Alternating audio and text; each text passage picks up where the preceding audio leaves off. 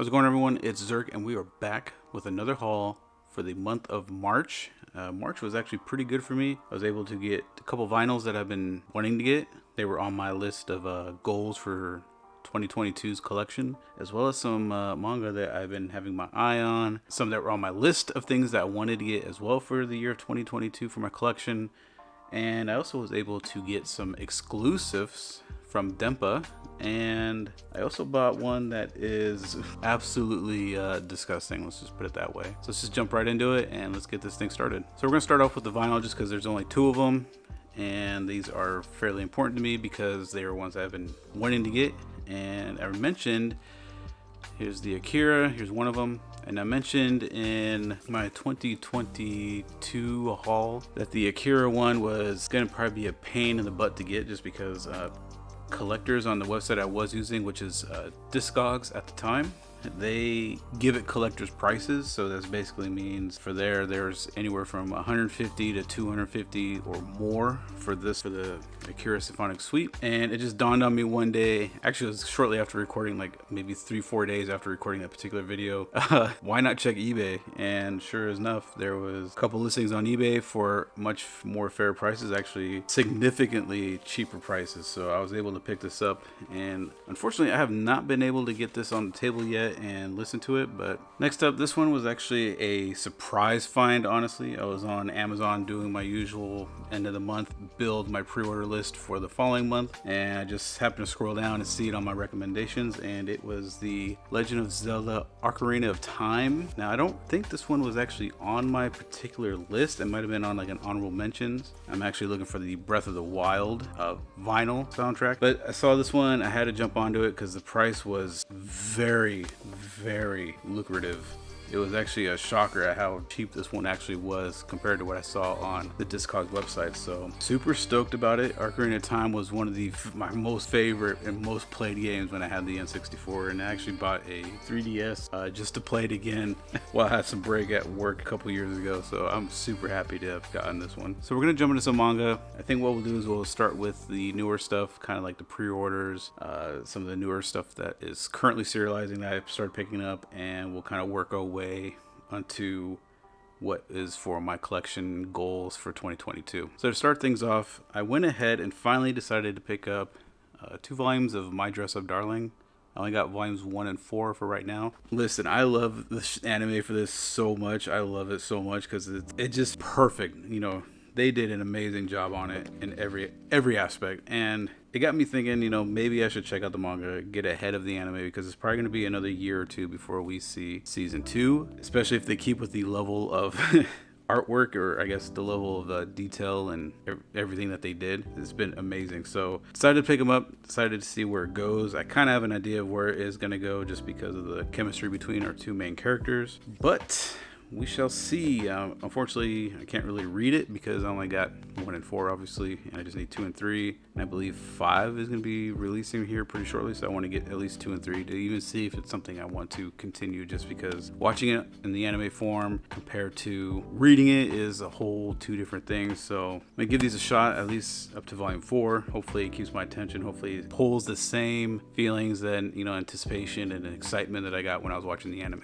Next up is going to be Might As Well Cheat. Got transported to another world where I can live my wildest dreams. Listen, this one is absolute garbage. Like, I literally read maybe 10 pages of volume 1 and just dropped it. It's boring, it's dull, the art is mediocre at best, and I just couldn't get into it at all. Following that up, we're going to follow it up with a proper manga, and that is going to be Oshimi's Blood on Tracks volume 8 right here. This is still a series I have not finished or even really started reading. I read volume 1, fell in love with it. This is a series that I want to read in one go, so I'm waiting for it to fully complete. I have no clue actually how many volumes there are going to be of this series. I love Oshimi's work, and I have to like read it all in one go. I can't take breaks because you just can't, because once you read once you finish the volume that you're reading, you just want to grab the next one and keep going. So speaking of garbage, next one is an absolute garbage bin, trash tier work of art.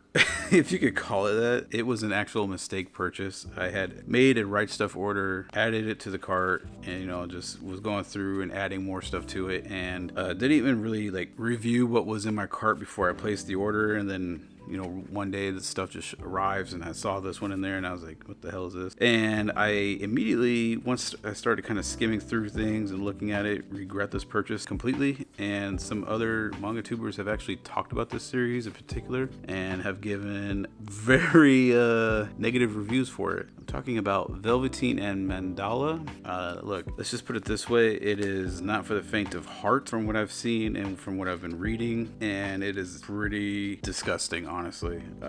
And I just flipped to a panel that is terrible. But yeah, just skip this one. Unless you like that really nasty shit, then this is all for you. Let's bring it back a little bit. Raw Hero Volume 6. This is the final volume, and I'm actually upset that this series has ended because honestly, this series had a lot of potential to be really, really entertaining. And I don't know what Akira Hiromoto was doing or what happened at some point, but it just got really lazy and just like you could tell it felt like the passion just disappeared for this series. And for the final volume, I anticipated it to be rushed for the ending, and it definitely was. And it's such a terrible thing because I wanted this to be so good, and I wanted this to be like his next great or fantastic piece of work after Prison School, but this just was a flop, and I don't know what happened because the art in this is absolutely gorgeous. It really is, and it just sucks because I was really enjoying this series so much. So then we got Hinata Matsuri Volume 14. I'm gonna be honest with you, I'm really far behind on this series, quite honestly. It is one that you don't have to continuously read. It is basically pretty simple to remember or pick up where you left off from whenever you stopped reading, because it's just pretty standard slice of life, like with sci-fi-ish elements. But it is a great read if you ever get a chance. At the very least, watch the anime because the anime is hilarious. Following that up, I went ahead and decided to, now I know I said I wasn't gonna do this, but I went ahead and decided just to grab the volumes 2 and 3 of number 5. Upon further, looking into it, it's only gonna be a 4-volume series, and I figured why not? I don't have, as far as I can remember, any Matsumoto work, and I'm not sure why, because I know he's done some pretty good, interesting stuff. But yeah, I just figured, hey, why not? It's gonna be 4 volumes. Let's just pick this up, see how it goes. Maybe it'll be a great introduction into Matsumoto's work, who knows? But yeah, I got them. Another pre-order we got was Grand Blue Dreaming Volume 15. Look, I don't know how many times I gotta say this. If you love comedy, if you love college life, if you have an interest in diving, or if you want to learn about diving or marine life or sea life, or if you just like crazy drunken college antics and challenges and like wackiness, then you have to at the very least watch the anime for this. It is not for everybody, admittedly, but I have never laughed out as loud as much as I have when I read this one sometimes. And on top of that, when they do I call them the Attack on Titan faces, and you'll know if you've read this series or if you've watched the anime, you'll know exactly what I'm talking about. It is such a change of pace from their normal look that when they do these Attack on Titan-esque faces, it just brings a whole new element and surprise to the series. You should definitely check Grand Blue Dreaming out. And one series I've been when I mean slowly, I do mean slowly collecting and working on getting caught up to is Mobile Suit Gundam Thunderbolt. These are volumes 8, 9, and 10. This is such a great story for me because I am not the biggest Mobile Suit fan. I do watch some of the animes that do come out, but as far as me remembering anything, if at all, as far as the Mobile Suit universe, whether it be the main line or like the secondary or third or fourth dairy lines or whatever they call them, I can never keep up. I don't really intend to keep up. But the nice thing with Thunderbolt, it seems like from what I've been reading, you don't have to know a whole lot with the main story because it is kind of coming off as its own story or its own line that is like somewhere within the main universe from my understanding, but it is separate. Either way, they tackle and they display a lot more mature things that I've seen from other Mobile Suit Gundams. Like there's a lot of the pilot are amputees in a sense that have like mechanical legs or arms. I've seen drug use in the series, and it's not something that I've particularly seen from some of the other Mobile Suit Gundams. So if you're interested in more of a mature-ish, realistic, I guess, approach to the Mobile Suit universe, then definitely give Thunderbolt a shot because it is a treat. And with this haul, I was able to finally finish collecting the last 2 volumes I needed for Ajin. So I got volumes 1 and 7. I'm going into Ajin completely blind, in all honesty. Like, I know it's about demi-humans and they have like these special abilities, and I know like the governments are after them or to try to control them and blah blah blah blah blah. But as far as me actually having previously read or even looked into Ajin Ajin or even watching the anime that came out. I have not. I purposely went in blind on this one just because I want to go. I don't want to read it with any expectations. I just want to go on blank, read it all the way through because it is completed. I do have them all now. But every time I looked at the art, I get excited because it's dark, it's gritty, it's bloody, and I'm like, let's go. Along with My Dress Up Darling, another series I decided to pick up that I've been having my eye on for a while, and it's one that I always just kind of put off for whatever reason. Never watched the anime for this one, and because I've heard it's pretty sad, so I don't want to cry during an anime pretty much. But Made in Abyss, this is volume 1. I can only get volume 1. It seemed like volumes 2 and 3 were sold out wherever I went, so I just decided to grab volume 1. I think I'll wait till I get volumes 2 and 3 before I decide if I want to continue with the series, or I may even just drop it and just give the anime a shot at the same time, so we'll see. Now the series that I was kind of referring to when I was talking about Ajin is Lasher Maidens. I got volumes 1, 2, and 3. Look, I'm gonna be quite honest with you. I'm about halfway through the first volume, and I am actually really enjoying this. I don't want to give too much away because if volume 1 continues the way it's going and gives me like that excitement to keep reading it, then I want to go through and read 2 and 3, and then I want to do a video at least on volume 1, hopefully on 2 and 3 if they're really good. Because volume 1 has been a blast to read. It is a unique take on certain things that I don't think have been done before. But maybe they have, and maybe not to this extent. But either way, I'm enjoying this series quite a bit. And another series I was able to get fully up to date, at least acquiring for, is Gigant. This is volume 1. I've been missing this one. I've been on the hunt for this one. Luckily, Right Stuff had a restock, and I was able to get it. And I think this is what was actually holding, it was either this one or Ajin that was holding my whole order up for the longest time. But yeah, now that I got this, and I think volume, 7 or 8 or whatever it is shortly due out, and then I'll just binge through this one as well. This next one is a new series, and it's one that I've known about for a while, and I've been having my eye on it for a little bit. Didn't think it was going to get an English release, honestly, and I heard about it through the Anime Man. He had it on one of his little collection monthly videos that he used to do, and that is Succubus and Hitman.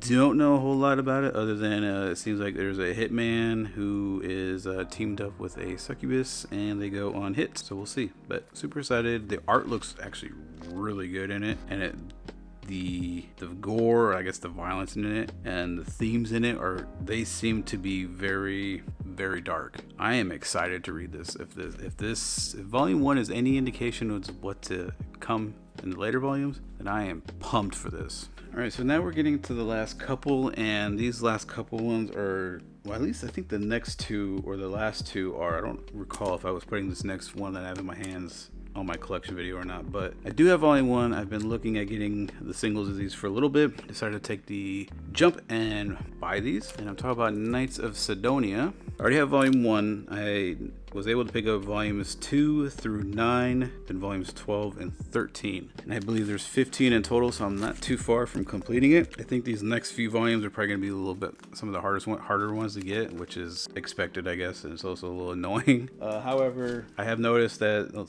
if you notice through the B-roll, some of these volumes have markings and stickers or whatever from libraries, which is kind of annoying, so I'm trying to figure out what is the best way to go and remove those as cleanly as possible, hopefully not damage the books in any way. So if you have any tips or tricks or even a how-to video, definitely link that below for me so I can check that out and try to do that on some of these volumes, especially the ones I know that are more available than the others, because I think there's some in there, there's like 1 or 2 in there that I have that are really available with the library markings on it that I want to get rid of. This next one is another Nihei series, and that's going to be Biomega. Now this series has been quite a pain in the butt for me because I originally ordered these 5 volumes here that you saw. So volumes 1, 2, 4, 5, and 6 because I got outbid on a full set. So I kind of just took the bullet on this other set that was missing, just volume 3. And then I swear to God, every day, and I made a safe search on eBay, and every day I was getting an email, oh, Biomega 3 was just listed, blah, blah, blah. And it was, most of them were too expensive, so I'd pass on them. There was like, I think 2 or 3 that were at a fairly reasonable price. And every time I'd buy them, and I would buy them immediately as soon as I saw the listing and, checked out the photos real quick. Like 2 hours later, I got a refund from the seller, and the listing was either sold or taken down. So volume 3 for this has been a pain in it's just been a pain in the butt. And Once I get it, I'm gonna be happy. If I ever do get it, I'm gonna be so happy. And honestly, I will never get rid of this series, and if that happens, honestly, because it's been that much of a pain. Lastly, this is a series that was on my list for 2022, and that is going to be Gunslinger Girl. Unfortunately, I didn't do enough research when I made that list, because I had originally thought Gunslinger Girl was only going to be these 4 volumes, so volumes 1 through 10. No, because I found out, I got a good slap of reality that there's a 5th omnibus version, or volume. Not only that, there's a 6th and 7th volume, and when I found out that there was a 6th and 7th after I purchased volume 5, I quickly realized I may be in over my head, because volume 6, the lowest I ever saw it was around $200 to $250, and I have not even seen a volume 7 listed anywhere at all. Like, not even in like on Mercari. I don't recall ever seeing like just a single volume 7. I have seen full sets with a volume 7. So I'm kind of stuck at a point now where I can either try to get the last 2 volumes I need, or I can do basically buy a full set and then have doubles of volumes 1 through 5 that I'd have to sell. So I'm kind of at that point where I have to figure this part out now, what the best course of action would be. Next up, we're going to talk about the 2 exclusives that I got through Dempa. These exclusives were only available, if memory serves, AniCon or AnimeCon. It was something like that. But they're only available there. And I just so happen to be following Dempa on Twitter, just because they always do announcements and everything. That's one of the ways I find out about new manga coming out.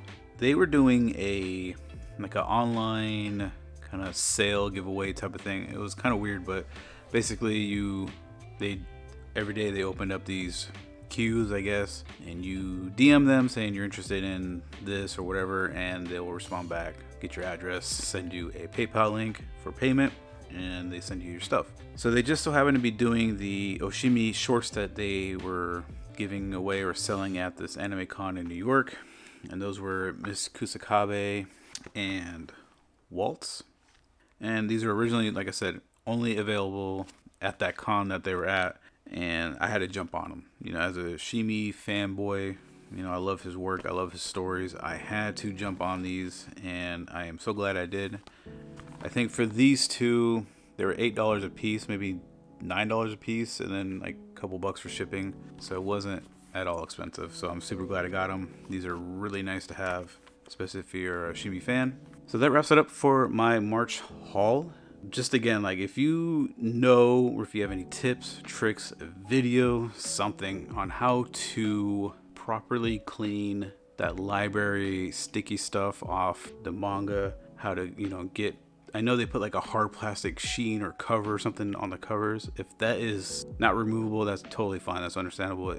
But I want to be able to get the tape that has like the little barcodes and all that stuff off the volumes. It's not a big deal, but I would just like to get them off. So if you have any tips or tricks, a video, definitely link that below, or, you know, get in contact with me some way about it, because I would love to clean those up so that they look nicer on the shelves than what they do.